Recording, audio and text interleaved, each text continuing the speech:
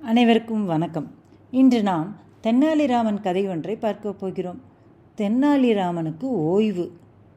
விஜயநகர பேரரசின் அவை கலைந்தது. அரசர் கிருஷ்ணதேவராயர் வெளியேறி கொண்டிருந்தார். மற்ற உறுப்பினர்களும் பின்தொடர்ந்தனர். அப்போது அமைச்சர் ஒருவர் தென்னாலிராமனிடம் மெல்லிய குரலில், தென்னாலி, உனக்கோ வயதாகிவிட்டது, ஏன் நீ அரசரிடம் கேட்டு பணி ஓய்வு பெறக்கூடாது என்றார். அது அரசரின் காதில் விழுந்துவிடவே அரசர் சிரித்தவாறு, தென்னாலிராமா, வேண்டுமானால் சொல், மகிழ்ச்சியோடு தருகிறேன் என்றார். அப்படியானால் சரி, ஆனால் ஒரு நிபந்தனை, எனக்கு பதிலாக வரப்போகிறவரை நான் தான் சோதித்து தேர்வு செய்து தருவேன் என்றார் தென்னாலிராமன். அதற்கென்ன, அப்படியே செய்யலாம் என்று அரசர் ஏற்றுக்கொண்டார். அப்படியானால் உங்கள் மோதிரத்தை என்னிடம் கொடுங்கள் என்றார் தென்னாலிராமன். ஏன், எதற்கு என்று அரசர் கேட்கவில்லை. கழற்ற போனார். அதற்குள் முந்திக்கொண்டு அமைச்சர் தன் மோதிரத்தை கழற்றி கொடுத்து விட்டார். பெற்றுக்கொண்ட தென்னாலிராமன், அடுத்த வியாழக்கிழமை சோதனை, அதில் வெற்றி பெறுபவர் எனது பதவியை பெறுவார், நான் ஓய்வில் போய்விடுகிறேன்.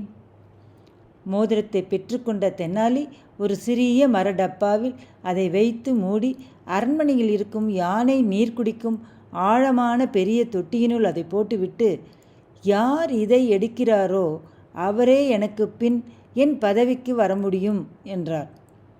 அடுத்த சில நாட்களில் பதவி தேர்வுக்கு மனு செய்திருந்த இளைஞர்கள் அனைவரும் வந்து ஆழமான தொட்டியை பார்த்தனர். அப்போது தொட்டி முற்றிலும் வறண்டு போயிருந்தது. மோதிர டப்பா அடியில் கிடந்தது. இதனுள் எப்படி இறங்கி அதை எடுப்பது? அனைவரும் பல்வேறு உபாயங்களை செய்து பார்த்தனர். எவராலும் எடுக்க முடியவில்லை. அதற்குள் தென்னாலிராமன் மீது பல குற்றச்சாட்டுகள் எழுந்தன. அமைச்சர் அவர் காதில் விழும்படியாகவே, தென்னாலிராமன் அந்த மோதிரத்தை தானே அபகரித்து கொள்ள செய்யும் தந்திரம் இது, இல்லாவிட்டால் அவனே அதை வெளியில் எடுத்து காட்டட்டுமே என்றார்.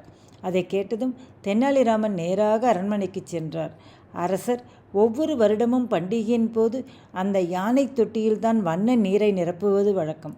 அதற்கு நீர் நிரப்பவும் வடிகட்டவும் தனித்தனி குழாய்கள் உண்டு. தெனாலி சென்று நீர் நிரப்பும் குழாயை திறந்து விட்டார். தொட்டியில் நீர் நிரம்பவே அடியில் கிடந்த சிறிய மரடப்பா நீரில் மிதந்து மேலே வந்து விட்டது.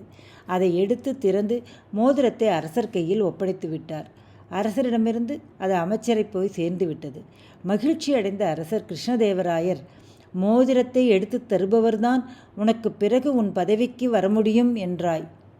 இப்போது நீயே எடுத்து தந்து விட்டாய்.